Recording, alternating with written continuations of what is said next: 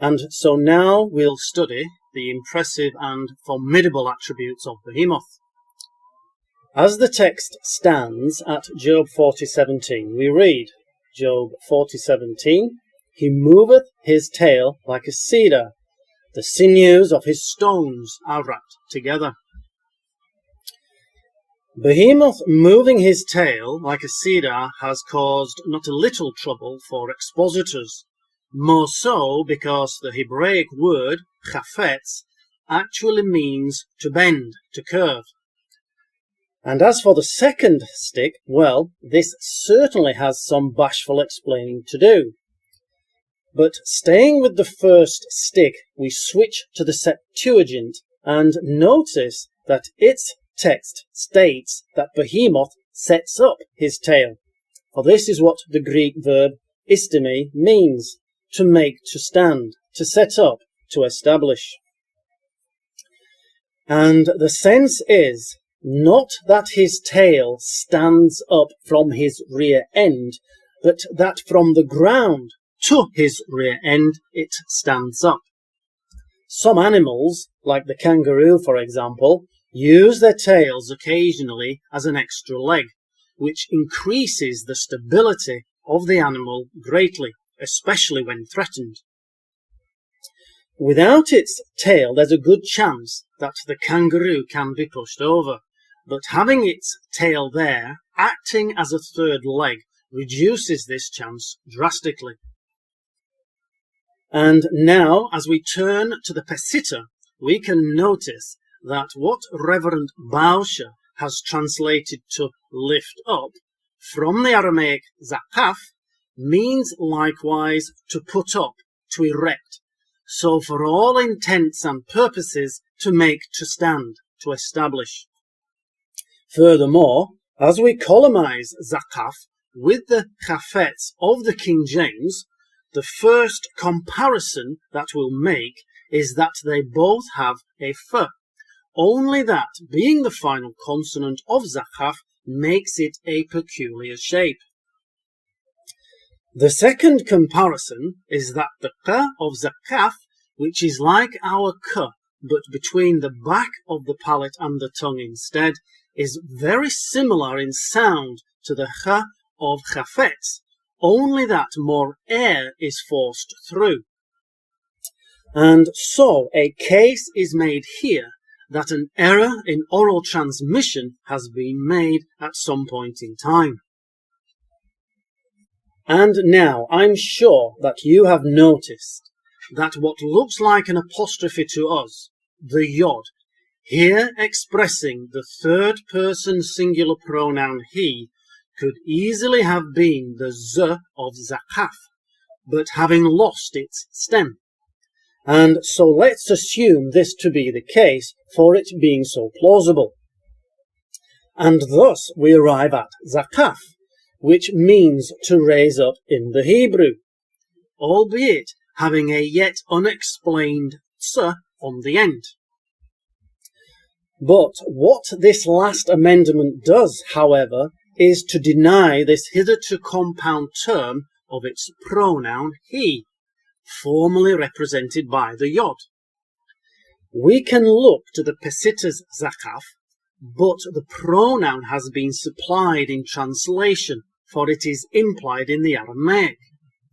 In the Hebrew here, this is required, and therefore this suggests that a series, albeit two, of unfortunate errors have occurred, in that the pronoun was lost very early on, and then the z got itself curtailed, thus forming the pronoun again.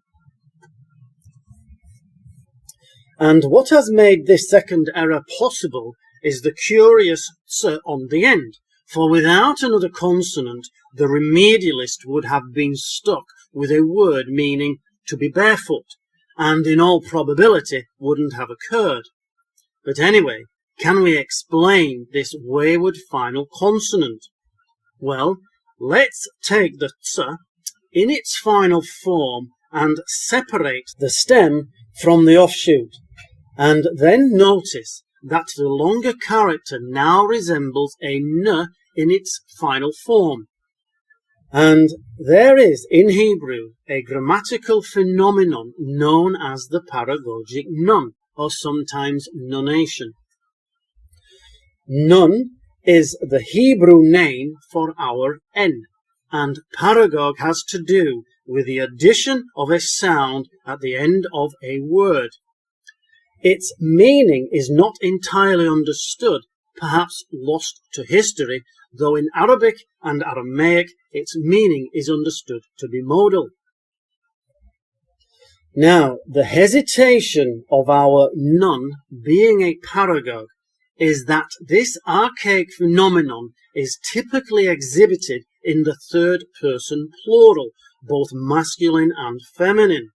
However, it does rarely occur in the third person singular feminine, in the book of Ruth, for example. Therefore, the probability of the third person singular masculine also having had this phenomenon is increased.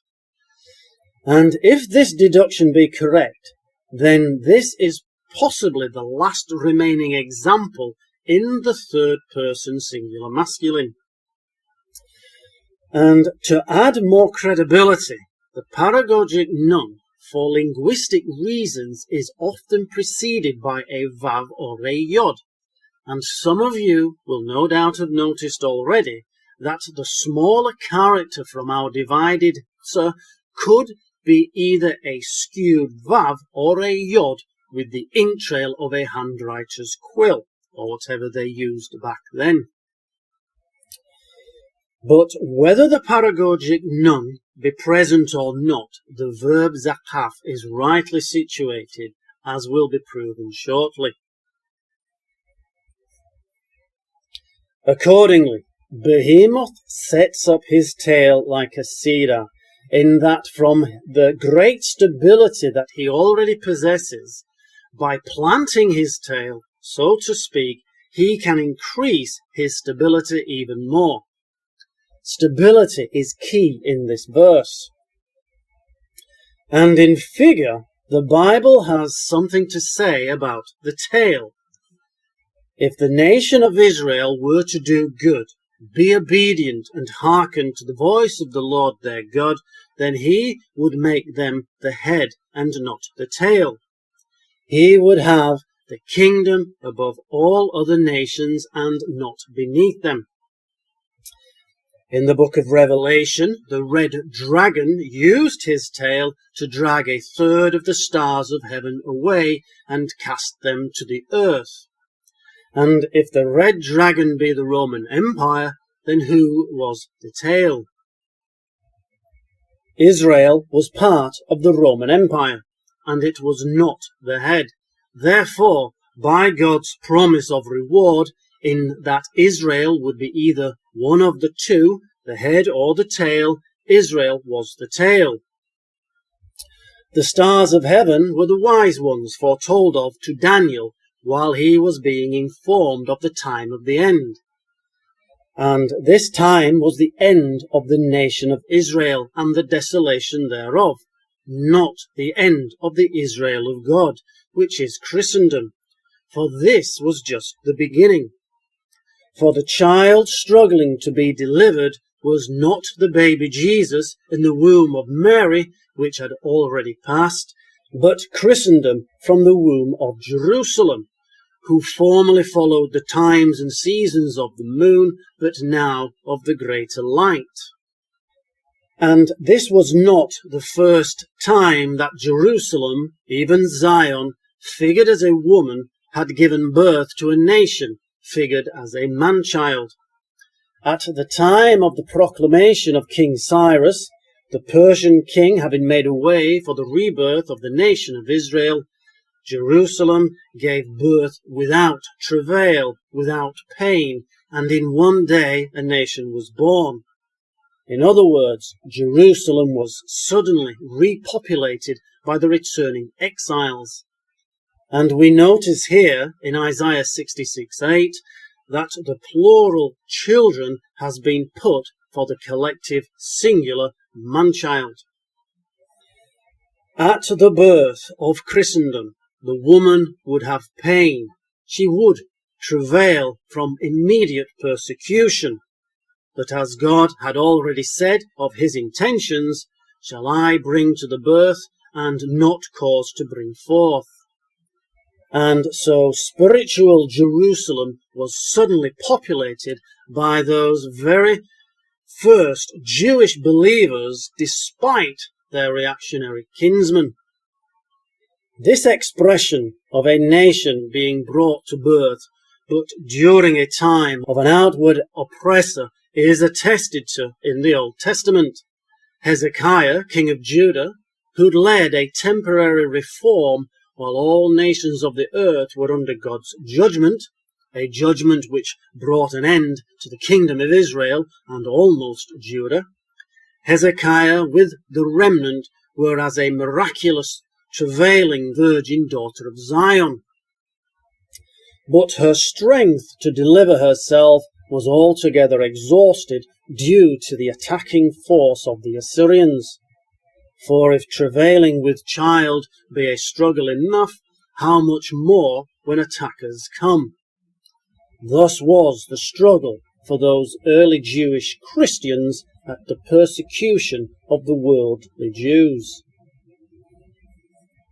And so there was a war in heaven, not the heaven of heavens, but heaven on earth. This was spiritual warfare for the souls of Jews. And Michael, whose name asks the question, who is like unto God? The answer being Jesus, the one who stands up for his people, being their prince. And his good messengers fought against Satan and his hell-bound messengers. And Satan and his emissaries were defeated, and they were cast out of heaven on earth. That is, rejected by the people as spiritual leaders.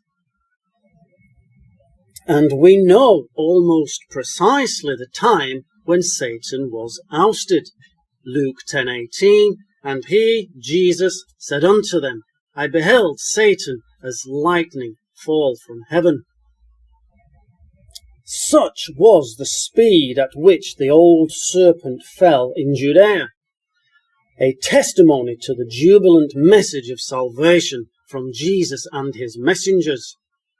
Before this time, the devil had held power in heaven on earth due to the people fearing death on account of their sins, and they were bound, the rise of which we are seeing today after the dethroning of Christ. The devil is reclaiming his power by binding those who have a fear of death. But back then, on the teachings of Christ, people threw off their bands of fear in a moment, and could therefore walk through the valley of the shadow of death resolutely, saying, O death, where is thy sting? O grave, where is thy victory? And, O devil, where is thy power? For the power was with the Messiah. For this is what Jesus meant when he declared before the Jewish priesthood and council, who hitherto held power in heaven on earth, that the time was at hand. Mark 14:26, and Jesus said, I am, and ye shall see the Son of Man sitting on the right hand of the power of God, and coming in the clouds of heaven. Not that this would come to pass after 2 millennia or more, as many teachers teach today, though it might, literally, therefore this being an archetype, but that it was already happening. Jesus was being exalted beyond measure. The power of darkness was losing to the light. The time was verily at hand. This being more stressed upon by Luke 22:69, hereafter shall the Son of Man sit on the right hand of the power of God. The defenders of Satan could only watch while falling as clouds of people gathered to hear the message of Christ and to finally enter heaven on earth, the kingdom of God, which the emissaries of the devil had refrained them from doing for so long. And these messengers of Satan would know that Jesus is the Son of God and have his place rightfully at God's right hand. They would perceive this, for this is why they wanted guards at Christ's tomb, not because they had really determined him a deceiver, but to detain him further at his rising up in a desperate effort to retain power in heaven on earth. And having rejected their Messiah, Jerusalem would go from being the tail of the Roman Empire to being destroyed by it. But the heavenly Jerusalem would go into the wilderness, that is, to be of no account in the world, chiefly within the Red Dragon, that is, the Roman Empire, where sun worship prevailed. But Christianity grew, converting many pagans, until the time of Constantine, a time when half of his subjects were professing Christ. Therefore he merged the Christian religion with paganism, giving birth to a new church, the Roman Catholic Church. This was and is the falling away spoken of by Paul, for many mere professors fell away into Constantine's Romanized church, while true believers remained underground, as it were, even in the wilderness. But Behemoth, this exemplary empire that ends all empires, although having a tail, no kingdom within its borders is so lowly esteemed as to be a tail that is almost redundant, but actually a tail which is so utilizable as to be almost altogether another leg, and indeed a leg occasionally. And so on returning to Zakaf, this Hebreo-Aramaic word meaning to raise up, to set up, to erect, we notice that the Pesita has it repeated in the second stick. This pattern not so uncommon in poetry, right? Yet it is considered altogether poetically loftier if a synonym be used. And so now let's turn to the Codex and inspect this compound Hebraic word yesoragu, which the KJV translators translated to arat, together, which incidentally is supported by the Septuagint. The verb of this compound term, sarag, we note means to interweave. But if we take the first three consonants of this compound word and exchange the s for its less aspirated counterpart, while also changing the r for the very similar in shape d, then we resoundingly discover our synonym for zakaf, the word being yasad, which translates to establish.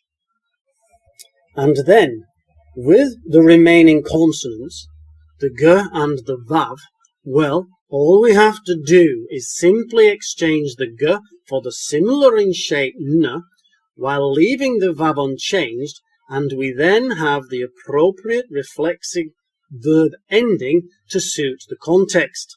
The result being, therefore in English, they themselves are established. And so now, our revision of the text presents itself accordingly. Job 40:17, he setteth up his tail like a cedar, the sinews of his stones are established. And now, as we turn our attention to the plural noun sinews, we can know that while the King James and Bausch's Pesita are in agreement at its presence, the Septuagint has the plural noun nerves, and this slight discrepancy in the Greek is certainly due to its word having been translated from the same Hebreo-Aramaic word yid, seen in both the Codex and the Pesita, which defines a thread, a thong, which of course can stand for a nerve or a sinew. And so effectively there is an agreement between the three Bibles, and shortly this unanimity will be confirmed by what's yet to come. And moving on, we'll now investigate what the King James translators euphemistically translated to stones, for this Hebreo-Aramaic word does indeed mean testicles. By and large it means the pudenda, a word which has fallen out of favour these days, meaning the genitalia. For this Hebraic word derives itself from shame and the fear of that shame. However, your Bible might have opted for the less eyebrow-raising word thighs, due to this being its counterpart meaning in the Arabic. And having thighs in the second stick does appear to suit the poetical context, being that we have another part of Behemoth's anatomy mentioned already in the first stick. However, if thighs be right, then what are the sinews established in or on? We would have to plainly answer pertaining to his bones.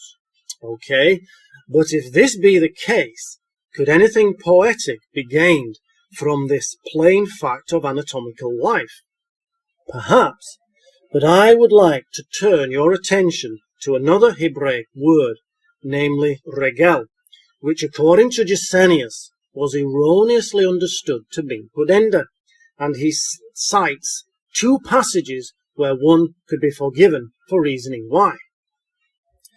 For this Hebraic word was often used phraseologically, with one such phrase being the hair of the feet, which was a euphemism for the hair of the pudenda. Evidently, throughout time, some took regel to literally mean the pudenda. But regel really means the foot, which you might not find so exciting yet at this coming to light.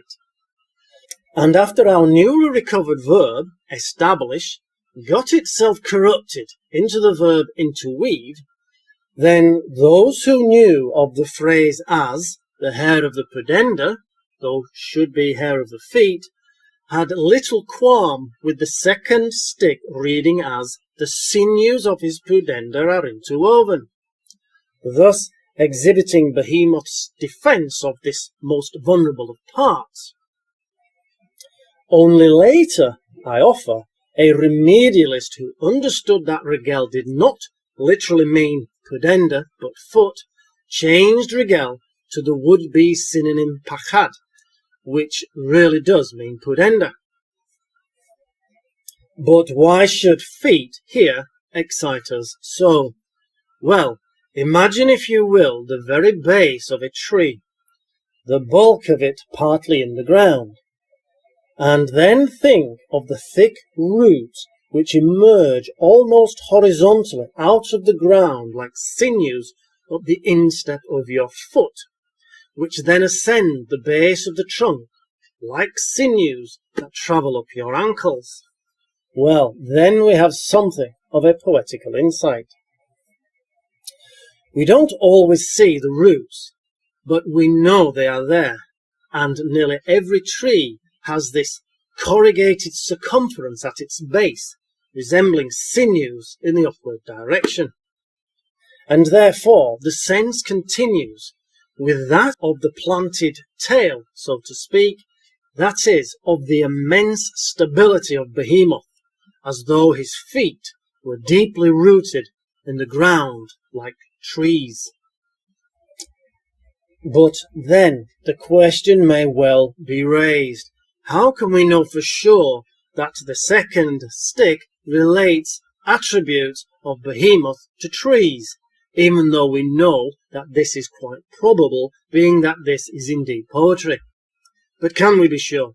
Well, as we return to the Septuagint, we notice that in the stead of a cedar, it has a cypress. Now, although both trees have needle leaves, are coniferous, resinous, and have scaly bark, a true cedar is not a cypress, and a cypress is not a cedar, though they have been confounded often. They are in fact from different families.